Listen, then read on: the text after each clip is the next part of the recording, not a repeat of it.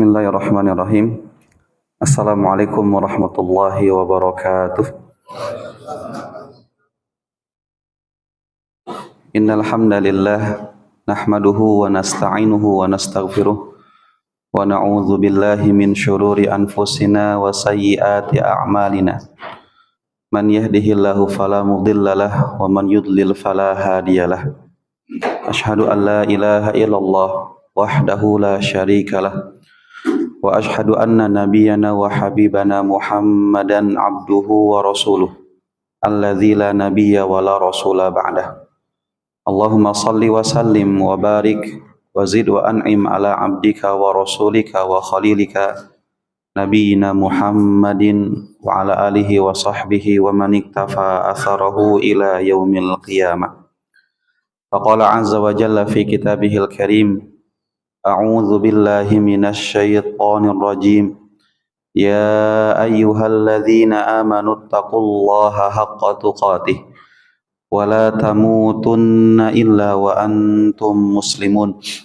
Allahumma 'allimna ma yanfa'una wanfa'na bima 'allamtana wa zidna ilma wa arinal haqqo haqqan warzuqna ittiba'ah wa arinal batila batilan warzuqna ijtinabah. Amma ba'du. Ikhwatal iman, hadirin hadirat Bapak Ibu rahimani wa rahimakumullah. Alhamdulillah, kita memuji Allah Subhanahu wa taala.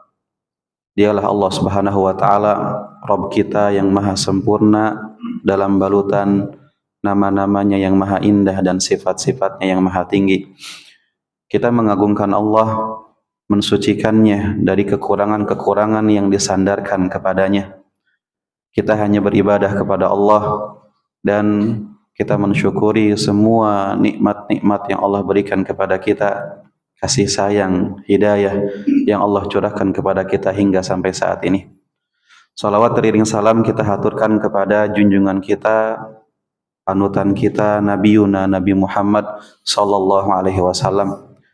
Yang mudah-mudahan di zaman yang penuh dengan fitnah ini, baik fitnah syahwat ataupun syubhat, kita berdoa kepada Allah, mudah-mudahan kita senantiasa istiqamah dalam mengikuti semua petunjuk-petunjuk beliau sallallahu alaihi wasallam, sehingga kelak orang yang seperti itu adalah orang yang berhak masuk ke dalam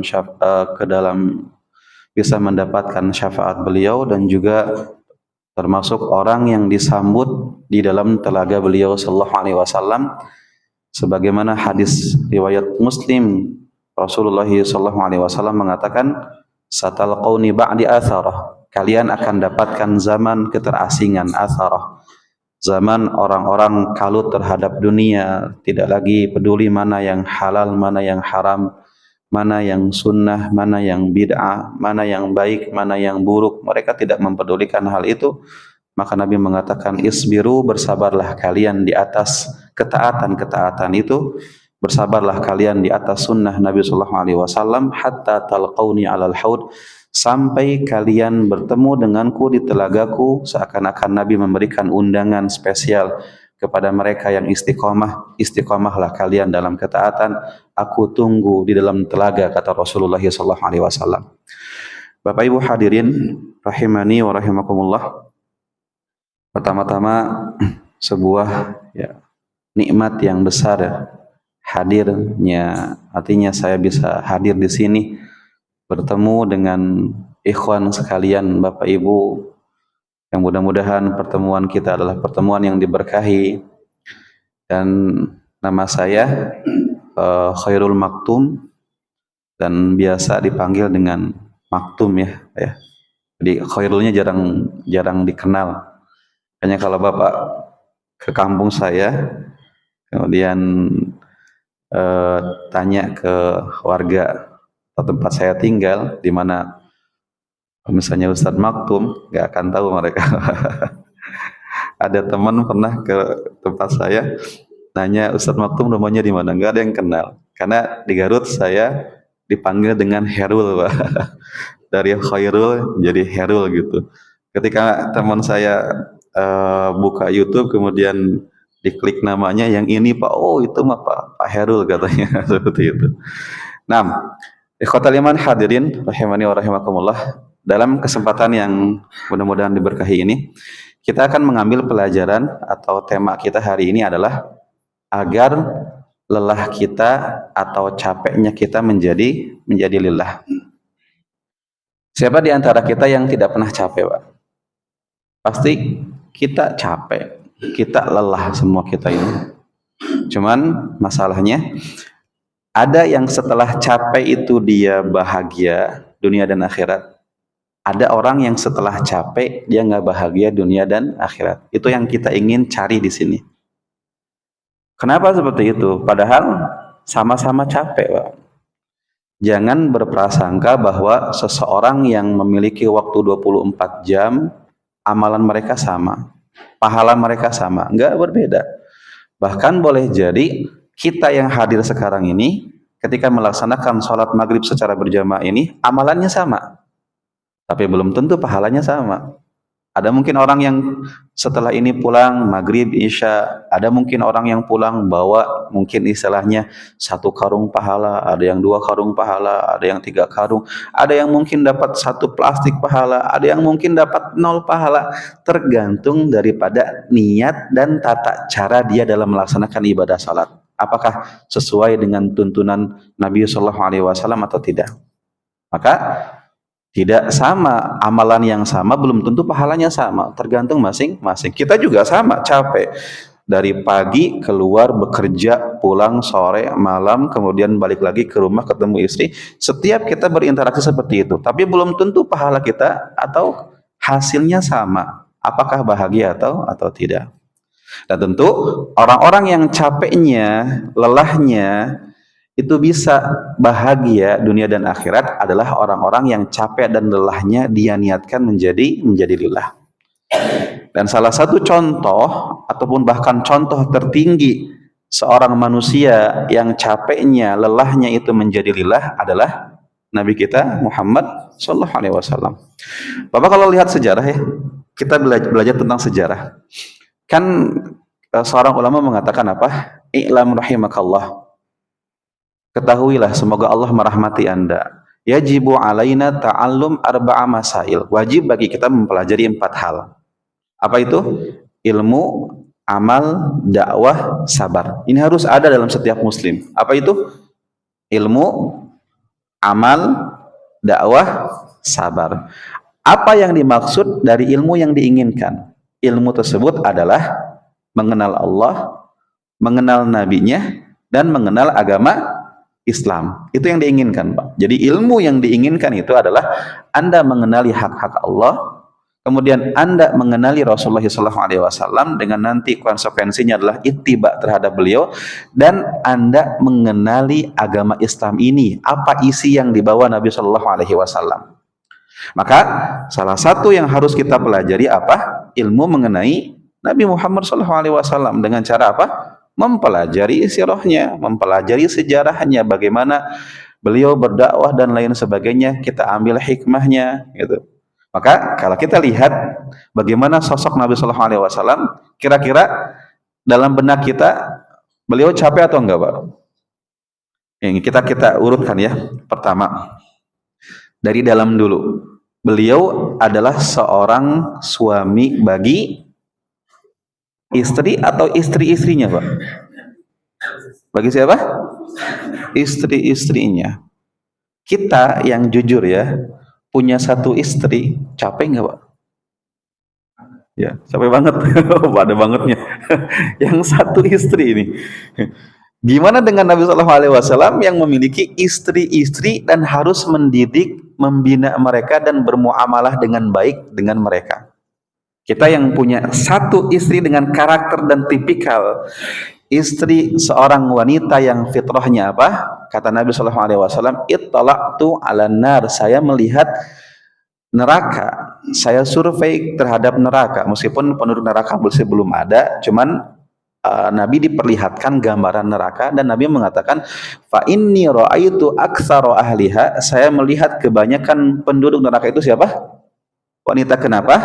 Yakfurnal ashir wa yakfurnal ihsan. Wanita itu fitrah mereka banyak yang tidak berterima kasih kepada suami dan banyak yang menghilangkan kebaikan-kebaikan. Sehingga istilahnya ketika suami melakukan kebaikan sepanjang hidupnya dan ternyata melakukan satu kesalahan, maka wanita akan mengatakan, engkau tidak pernah berbuat baik kepada saya. Itu kalau satu wanita. Kalau 4 wanita gimana? Pusing nggak kira-kira? Artinya, tapi kan mungkin berbeda dengan ibu-ibu yang ngaji, dengan wanita-wanita yang suka ngaji. Dia paham fitrahnya seperti itu, tetapi dia akan lawan dan dia belajar untuk senantiasa tunduk dan patuh terhadap perintah Allah, Nabi dan suami gitu kan. Maka istilahnya Nabi SAW ketika membina istri-istrinya, apakah tidak ada masalah Pak? Banyak masalah. Kita sering dengar rumah tangga Nabi ya. Ketika Nabi di rumah Aisyah radhiyallahu taala anha, giliran Aisyah, tiba-tiba ternyata datang kurir membawa makanan. Ternyata ketika ditanya dari siapa? Dari madunya. Siapa? Zainab bintu Jahash, istri Nabi yang lain. Aisyah marah, langsung dibanting, jatuh gitu kan. Maka Nabi pun mengatakan, undur laqad ghadibat ummukum, lihat ibu kalian sedang marah. Sisi lain, Hafsah dengan Safiyah bintu Huyai.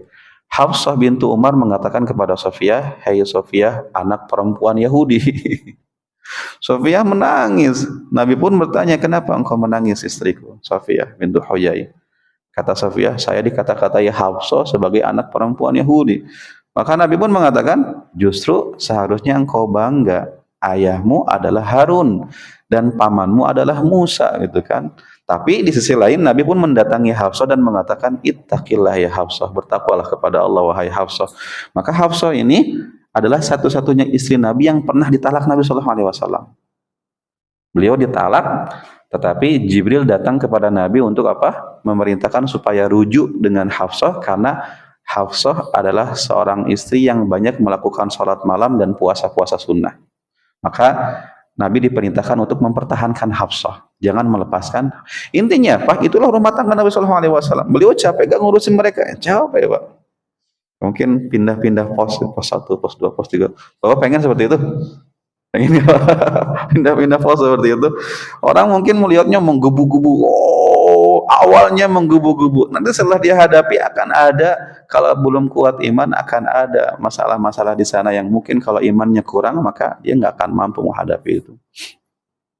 Maka kadang di zaman sekarang poligami, kenapa namanya kadang buruk? Karena praktisi-praktisinya menggebu-gebu di awal, tetapi ternyata dia mempraktekkan cara yang tidak tepat, cara yang tidak sesuai dengan sunnah, sehingga nama ataupun juga sunnah poligami ini menjadi hancur gara-gara orang-orang yang mempraktekannya. Nah, di sisi lain, Nabi Shallallahu Alaihi Wasallam kan seorang kepala negara Pak. Emang nggak capek jadi kepala negara, ngurusin rakyatnya, ngurusin bagaimana Madinah supaya nggak diserang musuh gitu. Nabi perang di perang Uhud, beliau babak belur istilahnya. Beliau dilempar batu, lambung beliau kena, dipukul wajah beliau, gigi beliau goyang, dihantam dengan pedang dari belakang, punggung beliau sakit selama 1 bulan, baju perangnya pecah, kemudian pecahan-pecahan tersebut menempel pipi Rasulullah SAW, berdarah-darah beliau. Emang nggak capek Pak? Ya capek. Beliau seorang guru untuk murid-muridnya, seorang sahabat, seorang ayah. Beliau capek. Makanya kalau kita membandingkan diri kita dengan Nabi Shallallahu Alaihi Wasallam dari sisi sosial ya, sama enggak? Ya mungkin tugas kita hanya sebatas seorang suami, ayah, dan pekerja yang mencari nafkah. Enggak kita ngurusin masyarakat, enggak kita ngurusin murid-murid yang banyak, enggak. Tapi Nabi semua tugas-tugas tersebut beliau, artinya apa? Beliau berperan di sana, sehingga kalau kita lihat beliau capek Pak. Capek. Cuman luar biasanya, meskipun beliau capek di siang hari, ternyata malam harinya ngapain? Ini yang luar biasanya di sini. Beliau capek di siang hari, malam harinya ngapain? Salat, bermunajat kepada Allah Subhanahu wa taala. Yang sampai membuat kaki beliau apa? Bengkak. Orang zaman sekarang bengkak main futsal. Gunung kudaki, lautan ku seberangi, demi dirimu masjid 5 meter, berat ya. Gitu. Tapi lihat Nabi Shallallahu Alaihi Wasallam malam-malam beribadah, dan kata Aisyah ya, dalam hadis Aisyah, radhiyallahu taala anha, Nabi itu tidak pernah melewati 11 rakaat salatnya itu. Artinya apa? 11 rakaat yang membuat bengkak, salatnya gimana, Pak? Lama. Dan hadis riwayat Muslim dari sahabat Hudzaifah bin Al-Yaman, coba kita dengarkan hadisnya. Apa kata Hudzaifah? Hudzaifah bin Al-Yaman, hadis ini ada dalam kitab Riyadhus Shalihin bab al-mujahadah, bersungguh-sungguh dalam ibadah. Kata Hudzaifah, "Shallaitu ma'an Nabi sallallahu alaihi wasallam." Saya salat bersama Nabi sallallahu alaihi wasallam dzata lailatin, di suatu malam. Berarti beliau melaksanakan salat malam berjamaah dengan Hudzaifah. Atau ceritanya Nabi Shallallahu Alaihi Wasallam sholat, tiba-tiba datang Hudzaifah. Maka sekali-kali melaksanakan qiyamul lail atau sholat tahajud berjamaah diperbolehkan. Karena Nabi Shallallahu Alaihi Wasallam juga pernah dalam riwayat Bukhari, Nabi sholat tiba-tiba masuk siapa? Ibnu Abbas di kiri. Cuman kan posisi makmumnya salah di kiri, maka Nabi pun narik Ibnu Abbas dan ditarik ke arah kanan sejajar dengan beliau. Jadi gerakan yang memang diperlukan dalam sholat maka diperbolehkan kalau diperlukan, tapi kalau nggak diperlukan jangan.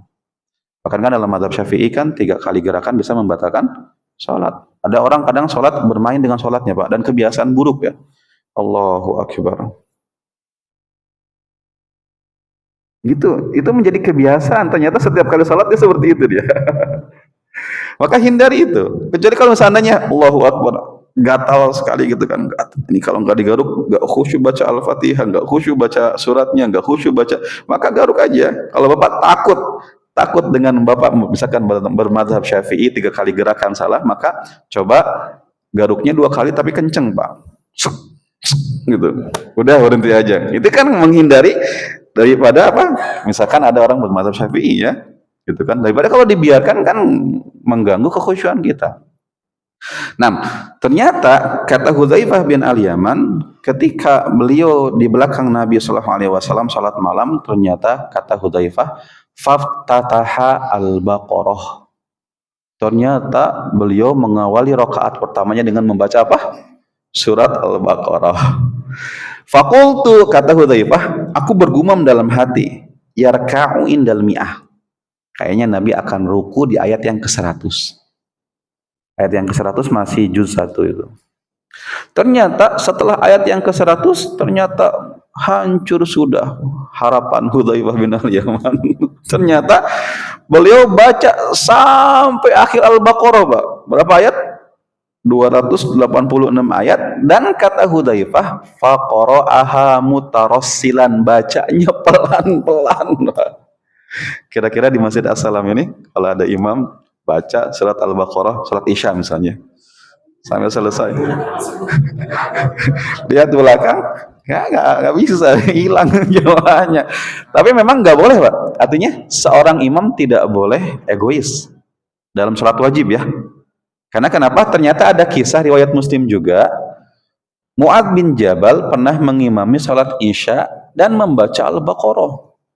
Sampai ada satu jamaah yang dia istilahnya dia menggugurkan keimamannya, artinya menggugurkan kemakmumannya, dia pun sholat sendiri. Setelah itu kan terjadi fitnah. Mu'adz mengatakan itu orang munafik tuh, nggak mau nerima sholatnya imam tuh, kayak gitu tuh. Ternyata orang tersebut kan nggak terima, akhirnya mendatangi Nabi dan curhat, ya Rasulullah, saya dibilang munafik sama Mu'adz. Kemudian cerita, saya tukang kebun ya Rasulullah, saya capek ngurusin kebun, nyiram kebun capek, saya mau istirahat kan malam, tiba-tiba sholat Isya dengan Mu'adz baca Al-Baqarah, innalillahi, saya harus istirahat saya. Maka akhirnya Mu'adz dipanggil, akhirnya Mu'adz pun dimarahi sama Nabi Sallallahu Alaihi Wasallam dengan mengatakan, affatanun anta ya Mu'adz, apakah engkau orang yang suka memberikan fitnah wahai Mu'adz? Maka kalau ngimamin nggak seperti itu. Lihat di belakang, ada anak kecil, ada orang tua, ada orang-orang yang punya keperluan gitu kan. Jangan egois. Tapi Nabi mengatakan, kalau ngimamin mereka, bacalah Sabbihisma rabbikal a'la, wasyamsi wa duhaha, wa laili idza yaghsha, gitu kan, Pak. Masih standar ya. Masih 3/4 halaman ya.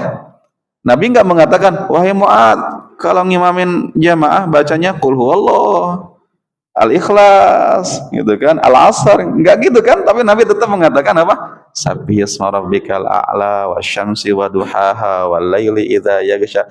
Jadi seorang imam tidak boleh egois dalam salat wajib. harus melihat jamaahnya di belakang. Tapi Nabi SAW sholat malam sendirian, beliau terserah beliau. Cuman ketika itu Hudzaifah masuk gitu kan, maka Nabi membaca Al-Baqarah. Lihat pelajarannya apa? Kok bisa ya seseorang yang di siang harinya capek dengan banyak sekali perannya sebagai makhluk sosial, kok di malam harinya bisa bermunajat seperti itu ke hadapan Allah Subhanahu Wa Taala? Kita mampu gak, Pak? Ya mungkin kita nggak bisa mendekati seperti Nabi Shallallahu Alaihi Wasallam. Cuman pelajarannya, kenapa? Karena Nabi Shallallahu Alaihi Wasallam menjadikan capek dan lelahnya itu menjadi lillah, sehingga orang-orang yang seperti ini akan mudah beraktivitas dan akan menghadirkan kebahagiaan dunia dan akhirat. Kita manusia, siapa yang tidak capek di manusia itu, Pak? Kita capek nggak? Apa dalilnya? Apa dalilnya? Dalilnya apa? Surat Al-Balad ayat yang keempat. Allah berfirman, laqad khalaqnal insana fi ahsani taqwim. Yang mana, Pak? Laqad khalaqnal insana fi kabad. Itu tuh, kadang anak-anak tuh suka kasihan itu tuh. Kalau nggak fokus, hafalannya bisa talabus, bisa pindah ke ayat yang lain tuh. Saya sering dengerin tasmi'nya anak-anak, Pak ya, juz 30. Ketika dia baca dengan hebatnya, Alhaakumut takatsur hatta zurtumul maqabir kalla sawfa ta'lamun thumma kalla sawfa ta'lamun alam naj'alil arda mihada wal jibala autada. Kemana itu hafalan dari At-Takatsur pindah ke An-Naba? Karena ayatnya mirip. Ada yang gini, wal asr walayalin ashr wasyaf'i wal watr. Dari al-asr pindah ke al-fajr gitu kan. Ada yang innal abrara lafi na'im, ada yang wa innal fujjara lafi jahim, ada yang innal abrara lafi na'im alal araiki yanzurun gitu. Jadi kadang suka ketukar-ketukar itu tuh. Artinya apa? Semakin banyaknya hafalan, cenderung untuk talabusnya semakin kuat karena banyak ayat-ayat yang mirip gitu. Tapi alangkah indahnya ketika hafalan kita bisa dibarengi dengan bahasa Arab, karena dia akan paham perbedaannya karena dia memahami maknanya dia. Nah, kembali kepada tadi, Allah Subhanahu wa taala berfirman, laqad khalaqnal insana fi kabad. Sungguh kami ciptakan manusia dalam keadaan manusia itu capek, susah payah. Itu ayatnya. Bahwa jaminan dari Allah bahwa seseorang yang hidup di muka bumi ini pasti capek semuanya. Allah menyebutkan secara umum, Pak, manusia. Manusia itu siapa? Orang kaya capek, orang miskin capek. Kemudian apa lagi? Ustadz capek, jamaah capek. Kemudian apa lagi? Orang tua capek nggak? Capek, masa mudanya dia kuat. Gunung Kudaki kuat dia. Barbel banyak ku angkat. Masa tua pegang gelas aja gemetar, capek dia. Jalan ke masjid aja begitulah lah langkahnya itu. Capek, Pak. Apalagi di masa tua dititip pula juga cucu di dia gitu kan, capek juga hidupnya itu. Artinya apa? Capek. Orang tua capek, anak muda capek, orang baik capek, orang jahat capek, pezina capek enggak? Capek. Orang maling capek enggak? Maling capek, Pak. Bukan pengalaman, Pak. Maling capek, jam kerjanya malam, dia orang lain lagi tidur dia kerja dia. Kan capek dia harus berhati-hati supaya tidak ketahuan. Kalau ketahuan mati dia, babak belur dia. Itu kan, maka semua orang itu capek karena jaminan Allah mengatakan dalam Al-Qur'an semua orang pasti capek. Makanya ada anak muda datang dari Iran menuju Irak. Dia sengaja ingin pergi ke Baghdad, ingin bertemu dengan siapa? Imam Ahmad bin Hambal. Ketika dia bertemu dengan Imam Ahmad bin Hambal, maka dia pun bertanya, ya Aba Abdillah, karena Imam Ahmad bin Hambal kan punya anak namanya Abdullah, sehingga kunyahnya adalah Abu Abdillah, bapaknya Abdullah. Itu kunyah biasanya dipakai dengan nama anak yang pertama, Pak, atau nama yang dia inginkan lah. Seperti misalnya Abu Bakar As-Siddiq, itu bukan karena beliau punya nama anak pertama namanya Bakar, enggak. Beliau disebut dengan Abu Bakar As-Siddiq karena apa? Bakar itu artinya apa? orang yang awal, paling awal masuk Islam. Orang yang paling awal menerima Islam, makanya beliau disebut dengan Abu Bakar As-Siddiq. Ada yang memang karena anak yang pertama, seperti Nabi Shallallahu Alaihi Wasallam punya anak yang pertama namanya Al-Qasim, maka beliau punya kunyah Abul Qasim. Saya anak pertama saya perempuan namanya Syahla, maka kunyah saya adalah Abu Syahla, gitu. Maka beliau berkunyah Abu Abdillah. Anak muda ini mengatakan, ya Abu Abdillah, wahai Imam Ahmad, mata yajidul abdu ta'mar rohah. Kapan seorang hamba merasakan istirahat yang sesungguhnya? Capek, penat, lelah kita hidup dunia ini. Kapan sih istirahatnya dari rasa capek itu? Maka apa jawaban beliau, Pak? Ketika mati kah? Orang mengatakan mati rest in peace, semoga mati dalam keadaan damai. Kata siapa? Orang menganggap bahwa mati akhir daripada segala sesuatu. Mati adalah masuk kepada dunia yang lain. Maka beliau Imam Ahmad mengatakan apa? Istirahat yang sesungguhnya yang dimiliki seorang hamba manusia apa? Inda awwali qadamin yad'uha fil jannah. Ketika kakinya melangkah ke surga, itulah istirahat yang sesungguhnya. Sebelum itu, semenjak dia dilahirkan sampai menuju kepada surga, semuanya capek dan lelah semuanya. Lihat anak bayi ketika dilahirkan, capek nggak dia? Ya mungkin kita nggak ingat, memori kita nggak ingat, tapi dia berjuang keluar dari tempat yang sempit, keluar ke dunia. Setelah itu dia nangis, tumbuh gigi, panas dia, sakit, capek. Belajar jalan, jatuh dia, kejedot dia, nangis dia, capek. Jadi anak kecil, anak-anak balita, lihat Pak. Anak balita ya, yang dia aktifnya, mainnya itu nggak habis-habis dia. Apakah badannya nggak capek? Capek badannya, cuman keinginan jiwanya masih pengen tetap main, tapi badannya capek itu.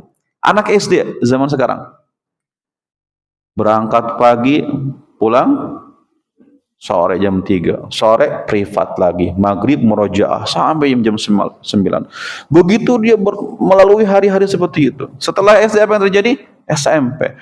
Pelajaran semakin sulit. Matematika dulu 1+1, sekarang ada fisikanya, ada lain sebagainya, pusing dia. SMA muncul sinus, kosinus dan sebagainya, pusing kita mikirinnya Pak. Setelah SMA selesai, apa yang terjadi? Berjuang masuk universitas, bersaing dengan ribuan orang di satu universitas, pilihan pertama, pilihan kedua, pilihan ketiga, biaya yang tidak sedikit. Setelah lulus misalnya universitas yang diinginkan, ketemu dosen yang galak, suruh bikin artikel, tugas, ditolak lah, dilempar dan sebagainya, capek dia untuk menyenangkan dosennya. Setelah dia lulus sarjana, apa yang terjadi? Cari kerja, bersaing lagi dengan jutaan orang, dapat kerja, ketemu bosnya galak lagi kan, kerjaannya diomelin mulu gitu kan, capek dia. Setelah kerja ngapain? Nikah. Emang nikah nggak capek Pak? Mungkin awal-awalnya dunia milik berdua misalkan, tapi setelah itu apa yang terjadi? Wah, banyak rintangannya, bergoyang perahu pernikahannya. Setelah itu apa yang terjadi? Punya anak, didik anak, capek. Kadang kita tidur diganggu sama anak kita, kemudian kita harus cari duit sana sini untuk sekolahnya mereka, bahkan harus pinjam sana pinjam sini untuk masuk kuliahnya dan sebagainya, capek kita Pak. Setelah tua apa yang terjadi? Badan mulai bergetar, kekuatan fisik udah mulai melemah, dititipin pula cucu di kita misalnya, capek pula. Setelah itu mati capek nggak? Ketemu malaikat munkar nakir di sana, nanti dibangkitkan di padang mahsyar, kita capek, hisab, ketakutan, semuanya penat hidup dunia ini Pak. Maka kata Imam Ahmad tadi apa? Istirahat yang sesungguhnya apa? Ketika kaki itu mulai melangkah masuk ke dalam surganya Allah Subhanahu wa taala. Maka ikhwatal iman hadirin rahimani wa rahimakumullah, maka mari jadikan capeknya kita, lelahnya kita menjadi lillah, sesuatu yang menjadikan bahagia. Dan caranya yang bisa kita lakukan, mungkin kita katakan ada 3 cara yang bisa kita lakukan supaya capeknya kita bahagia Pak. Pertama, capek dan lelahnya kita harus disebabkan karena kebaikan dan ketaatan. Yang kedua, kebaikan tersebut, capek tersebut harus ikhlas karena Allah Subhanahu wa taala. Dan yang ketiga, kebaikan tersebut harus mengikuti arahan Al-Qur'an dan hadis Nabi sallallahu alaihi wasallam. Kalau 3 syarat ini terpenuhi, maka capeknya dia akan bahagia. Capeknya dia akan lillah. Yang pertama misalnya, kita capek karena apa? Apakah karena kebaikan, ketaatan, atau disebabkan karena keburukan-keburukan? Kebaikan secara fitrah, kebaikan secara agama, itu sejalan. Makanya Nabi SAW ketika ditanya tentang albir, tentang kebaikan, maka beliau mengatakan apa? Istafti qalbaka, minta fatwa kepada hatimu, karena hati nurani itu paham mana yang baik, mana yang buruk secara fitrah. Cuman kadang fitrah ini tertutup karena kebiasaan maksiat yang dilakukan sehingga menutup fitrahnya, menutup nuraninya. Padahal nurani yang bersih, yang jernih, paham mana yang baik, mana yang buruk. Maka kebaikan-kebaikan itu banyak, Pak. Ada orang jadi panitia kurban, capek enggak? Capek. Tetapi capeknya kebaikan bukan? Harusnya bahagia enggak? Harusnya sih bahagia. Makanya baru 1 syarat tuh, Pak. Kemudian seorang suami cari nafkah untuk istri dan anaknya. Ini kebaikan, ketaatan bukan? Jelas ini kebaikan dan ketaatan loh, Pak. Hadis Nabi mengatakan apa? Dinarun anfaqtahu fi sabilillah wa dinarun anfaqtahu ala miskin wa dinarun ala ar-raqabah. 1 dinar engkau berikan fi sabilillah. 1 dinar engkau infakkan kepada fakir miskin. 1 dinar engkau pakai untuk membebaskan budak. Dan 1 dinar engkau berikan kepada keluargamu sebagai nafkah mereka. Mana pahala yang paling besar? Mana, Pak? Yang keras, Pak? Keluarga. Nabi sendiri yang mengatakan kepada keluarga nafkah ataupun sedekah yang paling besar pahalanya. Dan inilah yang dikoreksi oleh Syekh Utsaimin. Beliau mengatakan apa? Orang di zaman sekarang hilang perasaan ini. Kenapa? Ketika ada orang bersedekah ke masjid, masukin ke kotak amal, dia ngasih kepada fakir miskin, kepada janda, transfer untuk bangunan masjid, transfer untuk kepentingan pesantren, dirinya sedang merasa sedang beramal kan? Alhamdulillah saya sudah. Dalam hatinya mungkin dia bangga terhadap dirinya. Artinya apa? Dia senang terhadap dirinya. Karena kadang kebahagiaan itu bagi orang-orang yang memberi kadang lebih bahagia daripada orang yang menerima. Ada perasaan bahagia karena sedang beramal. Coba istri ketika minta duit sama anak minta duit untuk SPP-nya, untuk keperluan-keperluan mereka, ada gak perasaan itu? Sini istriku, pahalaku ada di kamu, sini minta jajan berapa sih? Anak-anak sini minta apa sih? SPP bulanan, ini SPP-nya, jajannya ini, keperluan bukunya ini. Hadirkan perasaan bahwa ketika Bapak ngasih duit buat beli buku, Bapak ngasih dia untuk nafkah rumah tangga, sebetulnya itu lebih besar pahalanya ketimbang Bapak beri kepada fakir miskin dan lain sebagainya, Pak. Harusnya ya. Cuman perasaan ini hadir nggak? Ketika istri minta duit, saya minta jatah bulanan. Kemarin suamiku, istriku kemarin, pahalaku ada di kamu ini sebagai bulanan kamu. Adakah seperti itu? Tapi ketika ngasih kepada fakir miskin kan ada perasaan, alhamdulillah saya sedang beramal kan. Maka hadirkan perasaan itu. Maka capeknya Bapak, lelahnya Bapak karena mencari nafkah, ini kebaikan bukan? Kebaikan. Seharusnya para suami yang mencari nafkah dengan tujuan itu di jalan yang benar, ya dalam ma'isyah yang halal, seharusnya bisa menghadirkan kebahagiaan. Tapi ketika ada seseorang capek, lelah disebabkan karena kemaksiatan, tidak akan pernah bahagia hidupnya, Pak. Meskipun dunia dia miliki, banyak orang yang mengidolakannya, tapi ketika capeknya dia karena kemaksiatan, gak akan bahagia. Lihat, kita dengar apa? Raja pop dunia ya. Matinya gara-gara apa, Pak? Matinya gara-gara apa? Overdosis dia. Overdosis obat tidur. Dia nggak bisa tidur, Pak. Apa bahasanya? Insomnia. Dia mah insomnia, kita mah insomduit. Artinya apa? Dia duitnya banyak. Followersnya di mana-mana. Ketika datang dibangga-banggakan, dielu-elukan, kemudian dibentangkan karpet merah. Lah kok nggak bisa tidur? Kenapa, Pak?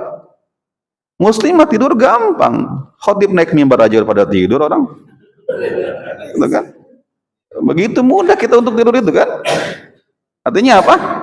Lihat kenapa kok orang tersebut kok matinya seperti itu. Tidur gak bisa, dia mati overdosis dia. Pada dunia dia punya. Kenapa? Karena capeknya dia, lelahnya dia, penghasilan dia bukan ketaatan. Nyanyi, joget membuat orang lalai dari mengingat Allah Subhanahu wa taala, memalingkan orang dari mengingat Allah Subhanahu wa taala, memalingkan orang dari Al-Qur'an. Maka gak akan bahagia dia. Gitu kan?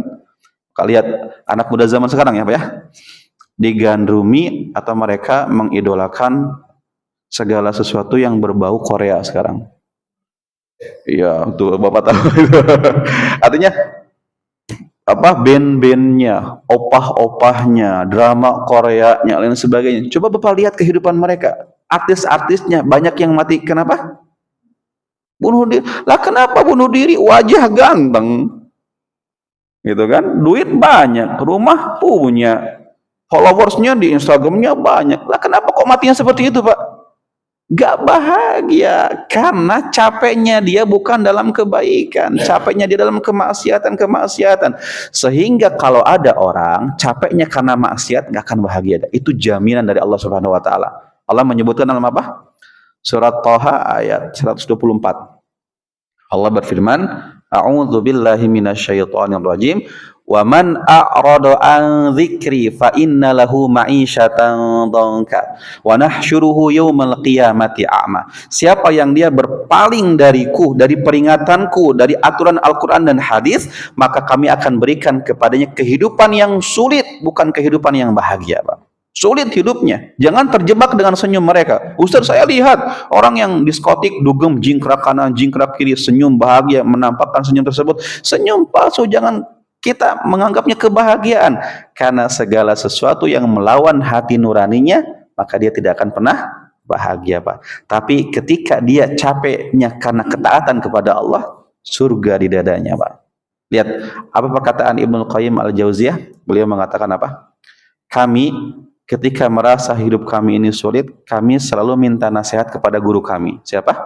Ibnu Taimiyah rahimahullah ta'ala. Maka beliau mengatakan, jangan-jangan kami minta nasihat, lihat wajahnya saja, semua permasalahan kami seakan-akan sudah hilang, Pak. Melihat wajah orang saleh gitu kan, membuat hidup ini menjadi tentram dan damai. Dan beliau mengatakan, kita paham bagaimana kehidupan beliau ya, Syekhul Islam Ibnu Taimiyah ini, bagaimana kehidupannya. Beliau hidupnya kesusahan, perabotan rumah tangganya minim, artinya hidupnya serba kurang. Di sisi lain musuh-musuh dakwahnya banyak, beliau dipenjara karena itu. Musuhnya banyak, tetapi kata Ibnu Qayyim, saya dalam hidup saya tidak pernah mendapati ada orang yang paling bahagia daripada beliau. Karena kenapa? Beliau mengatakan apa? Madza fa'ala a'da'u bi. Apa sih yang akan dilakukan oleh musuh-musuhku terhadapku? Silahkan lakukan apapun itu. Al-jannah fi sadri, surgaku ada di dadaku. Karena kenapa? Capek dan lelahnya dia sebanding lurus dengan apa? Kebaikan dan ketaatan kepada Allah Subhanahu wa taala. Itu syarat yang pertama. Apa syarat yang kedua? Apa tadi? Ikhlas. Kebaikan yang membuat dia capek tersebut harus ikhlas karena Allah Subhanahu wa taala. Kalau enggak ikhlas, ini paling penting ini. Karena saya yakin semua kita orang baik. Yang hadir di sini orang baik. Pasti capeknya kalau enggak karena ngurusin suami, capeknya karena dia dagang, capeknya karena dia cari nafkah, capeknya karena mendidik anak. Itu kan kecapeknya kita seperti itu kan? Berarti kita ini orang-orang baik. Tapi kok Ustadz, saya kok enggak bahagia meskipun capeknya saya dalam ketaatan dan kebaikan, kok saya nggak bahagia? Kenapa? Karena poin yang keduanya nggak ada ini. Selalu menghadirkan keikhlasan dalam amalan-amalan kita, Pak. Misalnya contoh, infak kebaikan bukan? Nah, contoh misalnya, kita infak nih. Ada orang miskin, kadang sedihnya itu orang miskin di zaman sekarang itu, mereka sudah miskin hidupnya, kekurangan, tapi kadang mereka nggak sholat. Kadang bahasanya bahasa yang tidak baik gitu kan. Karena memang mohon maaf orang-orang yang tidak berpendidikan ya. Kadang ya itulah pergaulannya, kadang kalimat-kalimatnya kasar. Kadang misalnya ketika ada orang kaya ngasih, maaf Pak ini sebagai hadiah dari saya gitu kan. Maka orang miskin melihat mungkin ya ada sebagian dia ngelihat dikasih duit dia ambil dia nggak ngucapin terima kasih, nggak senyum, nggak apa, berlalu dia. Si orang kaya tersebut, lah kenapa tuh orang saya ngasih sesuatu kok tanggapannya gitu. Besoknya orang miskin tersebut datang lagi Pak. Mungkin ada harapan ya, mudah-mudahan saya dikasih lagi gitu. Orang kayaknya mengatakan, oh ente yang kemarin yang saya kasih, nggak bilang salam, nggak bilang terima kasih, nggak apa-apa, minta lagi, nggak mau saya, udah senang kau pergi. Kira-kira orang yang seperti ini infaknya ikhlas atau enggak Pak? Kenapa nggak ikhlas? Mengharapkan balasan, ucapan terima kasih, pengakuan. Bapak ngasih rantang ke tetangga. Bapak pulang dari umroh misalnya, kasih coklat, rantang coklat. Kasih ke tetangga ataupun makanan-makanan khas gitu, rendang dan sebagainya. Kemudian diterima tetangga, balik dari tetangga, ketika dibuka, innalillahi wa inna ilaihi raji'un. Minimalnya bersihin apa nih rantang masih kotor gini kan? Ini nggak ada banget nih orang nih ngasih dikasih nggak dibersihin lagi. Atau misalnya kalau dia pun bersih, Pak ya, bersih, ternyata lah kok kosong rantangnya. Kan dia pun juga baru pulang umroh kayaknya kan atau pulang dari mana gitu kan harusnya ada oleh-oleh juga di sini. Lah kok kosong ya? Orang yang seperti ini ikhlas atau enggak? Enggak ikhlas karena mengharapkan balasan dan ada harapan feedback yang baik dari orang meskipun kadang Nabi memerintahkan kita kalau kita diperlakukan baik dengan oleh orang kita harus membalas kebaikan tersebut kan? Ya. Istilahnya apa? Ini orang yang memberinya harus menjaga keikhlasannya kepada Allah Subhanahu wa taala, Pak. Sekarang ini dinamika kehidupan kita, Pak ya. Senin Jumat seorang suami itu apa? Bekerja. Sabtu Ahad pengennya di mana? Rumah ya. Jujur, Pak, pengennya di mana? Rumah, pengennya main HP, tiduran di AC gitu kan. Main Instagram dan sebagainya. Pengennya kayak gitu. Istri Senin Jumat di mana? Rumah. Sabtu Ahad pengennya kemana? Pengen kemana Sabtu Ahad? Jalan, ketemu nggak? Suami pengen istirahat, istri pengen keluar. Tapi banyak suami yang berkorban.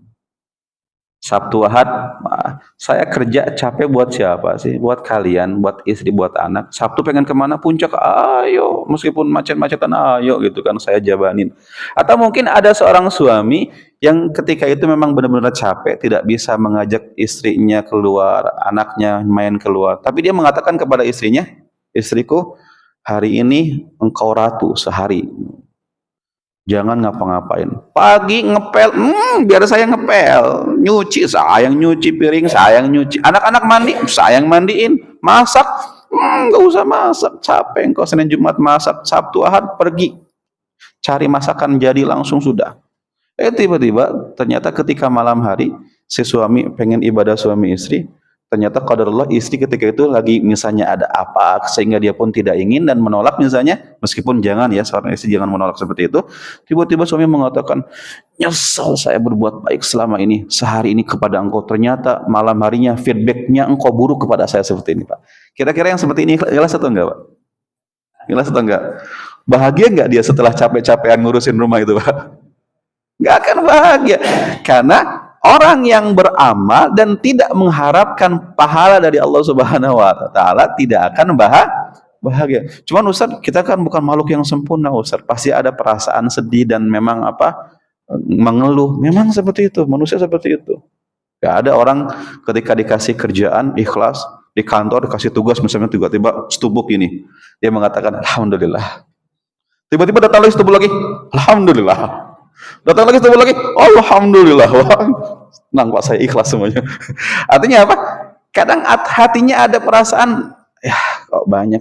Tapi selama mengeluhnya itu mengeluh yang normal, mengeluh manusiawi yang tidak menghalangi ataupun membuat dia melupakan kewajiban, maka itu fitrah kita manusia, Bang. Maka artinya apa? Iya, emang Ustaz emang empuk sekali bilang harus ikhlas dan ikhlas, kayaknya mudah banget ngomong itu ikhlas gitu kan. Tapi memang pelaksanaannya memang susah dan berat. Tapi ketika ada seseorang bisa deal dengan hatinya untuk selalu mengikhlaskan niat, memperbaharui kembali niat, maka dia adalah orang yang paling bahagia dengan aktivitasnya. Kan kata para ulama apa? Tidak ada hal yang paling sulit yang saya perbaiki dalam hidup ini kecuali apa? Niat atau keikhlasan karena Allah Subhanahu wa taala, Pak. Jadi syarat yang keduanya apa? Harus ikhlas. Ini sudah masuk belum, Pak? Sampai jam berapa ya? 1 menit lagi ya? Saya 6. Barakallahu fiik. Kita istirahat dulu. Silakan diadzankan lebih dulu. 6. Ikhwatal iman, hadirin, hadirat, Bapak Ibu rahimani wa rahimakumullah. Syarat yang kedua, tadi kita sampaikan bahwa capek yang kita rasakan ini harus kita ikhlaskan, harus kita niatkan pahalanya hanya dari Allah Subhanahu wa taala. Jangan mengharapkan feedback apapun dari manusia. Karena ketika kita mengharapkan balasan dari manusia, maka ketika manusia itu tidak memberikan itu kepada kita, maka yang terjadi apa? Kita akan mengeluh, kita akan menyesal dengan itu. Dan yang ketiga, syarat yang harus kita lakukan supaya capeknya kita itu bahagia adalah apa? Capeknya tersebut harus sesuai dengan tuntunan Al-Quran dan hadis Nabi Shallallahu Alaihi Wasallam. Karena kenapa? Al-Quran itu hadir untuk kebahagiaan manusia. Allah sebutkan dalam surat Thaha ayat 2, A'udzu billahi minasyaitonir rajim. Ma anzalna 'alaikal Qur'ana litashqa. Bahwa kami tidak menurunkan Al-Quran kepada engkau wahai Muhammad untuk membuat engkau susah. Enggak. Tujuannya untuk bahagia. Sebagai aturan yang membuat manusia itu memiliki kebahagiaan yang mutlak di dunia. Maka lihat, Nabi dalam satu momentum di Haji Wada ya. Haji Wada itu haji terakhir Nabi, bahkan haji pertama dan terakhir beliau sallallahu alaihi wasallam. Beliau ketika berkhutbah di Arafah, beliau mengatakan kepada 100.000 sahabat ketika itu, ayyuhan nas, wahai manusia, isma'u qawli, dengarkanlah nasihatku. Fa inni la adri la'alli la alqakum ba'da amikum hadza. Karena saya tidak tahu apakah saya bisa bertemu dengan kalian lagi di tahun depan di tempat ini, di tempat yang diberkahi ini, dalam prosesi haji ini. Maka beliau mengatakan dalam rangkaian nasihatnya yang panjang, Nabi mengatakan, aku tinggalkan kepada kalian dua hal, yang jika seandainya kalian berpegang teguh dengan dua hal tersebut, kalian tidak akan tersesat selama-lamanya. Apa itu? Al-Quran dan hadis Nabi Shallallahu Alaihi Wasallam. Kalau kita ingin menginginkan kebahagiaan yang hakiki, maka larilah, jadikan Al-Quran dan hadis sebagai standarisasi dalam apapun yang kita lakukan. Maka dalam kehidupan kita ya sosial, kita memiliki pemimpin tingkat tinggi, presiden, kemudian tingkat provinsi, gubernur, kemudian juga kabupaten, kalau bupati, camat, kades, RT, RW, yang mereka hadir memimpin kita untuk membuat regulasi-regulasi yang mengatur kita menjadi masyarakat yang bahagia gitu. Tapi kan kadang seiring bergantinya presiden, seiring bergantinya gubernur, apa yang terjadi? Selalu ada revisi-revisi dari peraturan-peraturan yang telah ada sebelumnya. Seakan-akan titik temunya belum ketemu, titiknya belum ketemu untuk kebahagiaan manusia. Sehingga misalnya, meskipun kan kita yang namanya manusia kan berproses terus ya, menjadi sempurna. Misalnya kurikulum pindah dari 2006 pindah kurtilas jenis apa lagi sampai pindah-pindah seperti itu. Maka sedang mencari tahapannya supaya kurikulumnya pas untuk masyarakat kita orang Indonesia. Cuma masalahnya gini, Pak. Saya bandingkan dengan ini, dengan Al-Quran dan hadis Nabi Sallallahu Alaihi Wasallam. Ketika Al-Quran hadir 1400 tahun yang lalu dari Al-Fatihah sampai An-Nas lengkap dengan semuanya tanpa ada yang dikurangi. Hadis Nabi Shallallahu Alaihi Wasallam yang jumlahnya puluhan ribu hadis Nabi Shallallahu Alaihi Wasallam, ratusan ribu hadis Nabi Shallallahu Alaihi Wasallam. Maka pernah tidak ada orang ataupun pemimpin, presiden, khalifah di zaman Abu Bakar As-Siddiq, kemudian Umar bin Khattab, Harun Ar-Rasyid, dinasti Turki Utsmaniyah dan sebagainya, pernah nggak ada dari mereka yang pernah merevisi ayat Al-Quran bahwa ini nggak cocok, ini cocok, ini dihilangkan. Ada nggak yang seperti itu, Pak?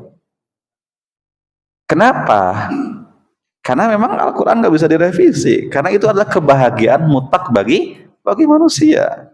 Bahkan ketika di zaman Abu Bakar As-Siddiq, ketika ada orang yang mencoba untuk memisahkan zakat dari syariat, kan beliau perangi kan, nggak bisa, nggak boleh ente kurang-kurangnya agama. Zakat adalah bagian dari agama kita. Ayat-ayat zakat tidak bisa dihilangkan, direvisi nggak bisa. Itu maka Abu Bakar berjuang untuk melawan orang-orang yang berusaha untuk mengurang-urangi agama ketika itu, Pak. Maka kalau kita ingin bahagia, maka kembalilah kepada Al-Quran dan hadis Nabi Shallallahu Alaihi Wasallam. Maka amalkan 3 syarat tadi apa? Coba sebutkan. Yang pertama syaratnya apa? Capeknya harus disebabkan karena kebaikan, ketaatan. Yang kedua, capeknya harus ikhlas. Yang ketiga, capeknya harus sesuai dengan Al-Quran dan hadis Nabi Shallallahu Alaihi Wasallam. Maka kadang ini ya, coba aja Bapak berpikir gini, kita capek nih ngurusin anak Pak ya, dari kecil kita nimang dia. Kita seorang ibu begadang di malam hari, seorang ayah capek cari nafkah, masuk SD, apalagi sekarang SD Islam mahal-mahal gitu kan. Yang ada IT itu mahal-mahal kadang. Kemudian SMA-nya, kemudian universitasnya, sekolah kedokteran sampai miliaran biayanya, sekolah perpilotan sampai luar biasa. Pokoknya kadang kita sudah berjuang untuk memberikan yang terbaik kepada mereka, Pak. Tapi kalau seandainya capeknya kita mendidik anak kita tidak menghasilkan sesuatu, rugi nggak, Pak? Rugi nggak? Sedih yang ada. Nabi mengatakan apa? Tahu tidak siapa orang yang mandul? Maka sahabat mengatakan apa? Orang yang mandul itu orang yang nggak punya anak. Tapi Nabi mengatakan apa? Orang yang mandul adalah orang yang punya anak banyak, tetapi tidak satu pun dari anak-anaknya yang membimbingnya masuk ke dalam surganya Allah Subhanahu wa taala. Maka hadirkan itu, mudah-mudahan Allah berikan keberkahan kepada kita dalam mendidik keluarga kita sehingga capeknya kita berhasil mendidik mereka. Bangga kita ketika kita mendidik anak kita rajin salatnya, tutur katanya baik kepada orang, punya prinsip dalam agama, daripada dia gelarnya profesor tingkat A, B, C, D, sholat kagak, jauh dari agama. Sedih Pak, kita melihat seperti itu Pak. Karena kenapa? Capeknya kita tidak membuahkan hasil, karena anak yang seharusnya menjadi investasi akhirat kita ternyata tidak memberikan hasil apapun untuk kita. Wallahu a'lam bishawab. Barakallahu fikum. Mungkin ini sedikit ngobrol yang bisa kita lakukan hari ini. Mudah-mudahan banyak manfaatnya. Ada hal-hal yang ingin ditanyakan Pak? Ada pertanyaan Pak? Silakan. Biar saya jawab singkat Pak ya.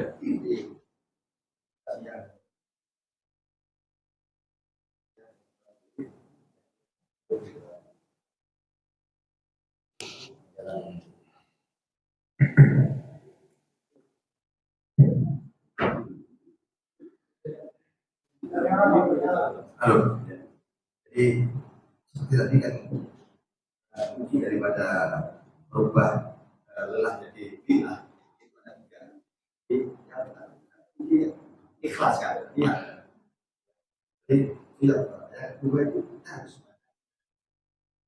diri kepada Allah. Artinya kita harus memperbaiki sholat kita, zikir kita, ya. Jadi untuk sikap yang panik ya kita tidak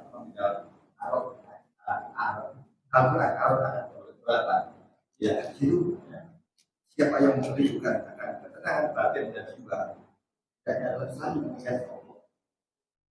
Nah, Itu artinya oleh di sini artinya kita motivasi ini kan yang begitu dan cari sifat lelah ini menjadi suatu beban itu tidak suatu kebutuhan, benar ya? Baik Pak, nah, mungkin itu tambahan dari Bapak. Terima kasih tambahannya bahwa kalau kita ingin bahagia maka kita harus dekat dengan Allah Subhanahu wa taala. Allah sebutkan apa? Ala bidzikrillahi tatmainnul qulub. Ketahuilah bahwa dengan mengingat Allah Subhanahu wa taala hati akan menjadi tenang. Ya, seperti itu. Itu kan masuk kepada poin banyak mengingat Allah termasuk capek yang disebabkan karena kebaikan dan ketaatan. Jadi termasuk bisa disambung-sambungkan ke sana. Allah Allah. Pertanyaannya apa Pak? Mungkin Bapak hanya menambahkan ya. Kan itu seperti terus ibadah, ibu-ibu yang mengandung kewajiban ya, artinya dari merasa dari kebutuhan kita gitu, betul ya? Betul ya, itu memang tugas kita sebagai manusia. Cuman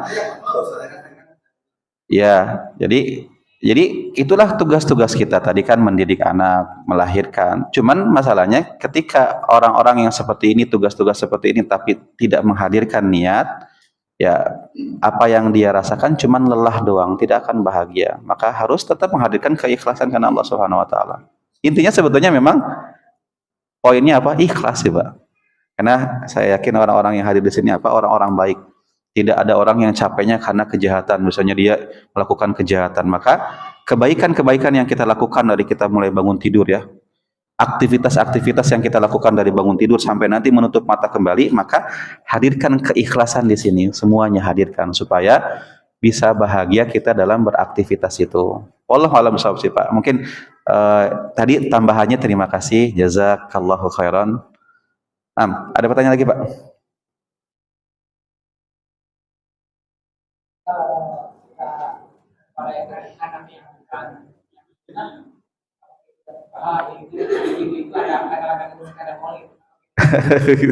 Berat nih pertanyaannya Pak. Pertanyaannya berat. Baik, 6.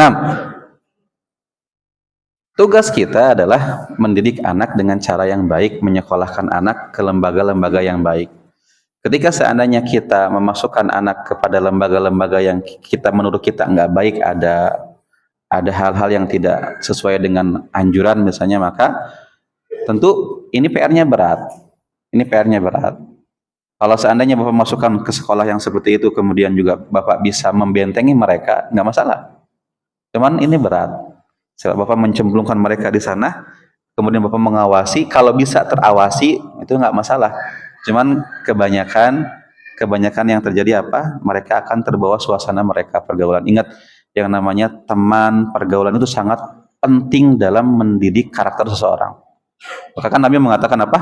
Lihatlah dengan siapa mereka bergaul. Itulah agama mereka. Itulah karakter mereka. Dengan siapa mereka bergaul. Kadang banyak orang yang sudah dididik bertahun-tahun di pesantren ya. Tiba-tiba ke kita ketika lulus pesantren, misalnya anak-anak SMA, anak-anak kuliah, ketemu sama satu teman, ternyata hasil puluhan tahun di pesantren tersebut hancur disebabkan karena temannya itu.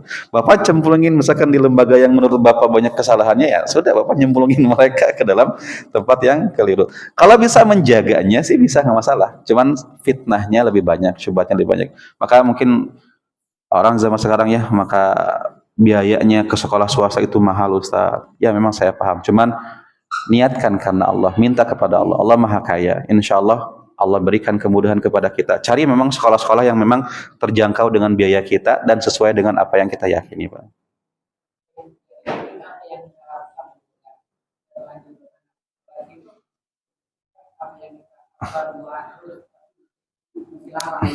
Kalau seandainya misalkan memang sudah terlanjur, maka kalau misalkan repot memindahkan dan banyak madorotnya, maka ya sudah, coba selalu awasi mereka. Dan usahakan apa yang Bapak ucapkan lebih dia dengar daripada apa yang guru ucapkan. Bisa nggak seperti itu? Bisa nggak? Tapi kebanyakan guru saya bilang gini, Ustaz saya bilang gini. Kadang suara kita kalah kadang. Cuman ketika seorang anak itu enggak, bapak saya bilang gini gitu kan, nggak ada. Kebanyakan mereka bilang guru saya bilang gini. Nah, dijaga supaya nanti kedepannya mudah-mudahan bisa Allah mudahkan untuk di sekolah-sekolah yang memang sepaham dengan kita. Wallahu a'lam bishawab. Nah, barakallahu fiik Pak, itu mungkin bisa saya sampaikan Pak ya. Mohon maaf kelebihan waktunya. Naktafi bihadza. Subhanakallahumma wa bihamdika asyhadu an la ilaha illa anta astaghfiruka wa atubu ilaik. Wassalamualaikum warahmatullahi wabarakatuh.